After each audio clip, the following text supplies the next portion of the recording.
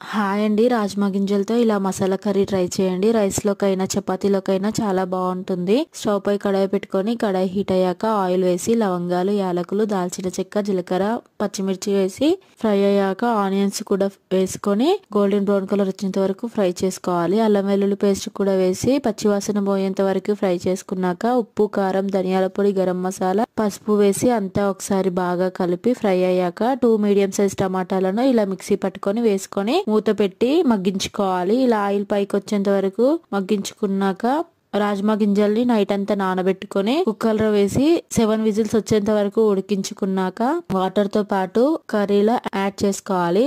అలాగే గ్రేవీ కోసం కొన్ని వాటర్ కూడా యాడ్ చేసుకొని 10 మినిట్స్ వరకు ఉడికించుకుంటే ఇలా ఆయిల్ పైకి వచ్చేసి గ్రేవీ మొత్తం దగ్గరికి వస్తుంది. అప్పుడు కొత్తిమీర వేసుకొని దింపేసుకుంటే కర్రీ అయితే రెడీ అయిపోతుంది. వీడియోస్ నచ్చితే లైక్ చేసి సబ్స్క్రైబ్ చేసుకోండి. అలాగే మీ ఫ్రెండ్స్ అండ్ ఫ్యామిలీకి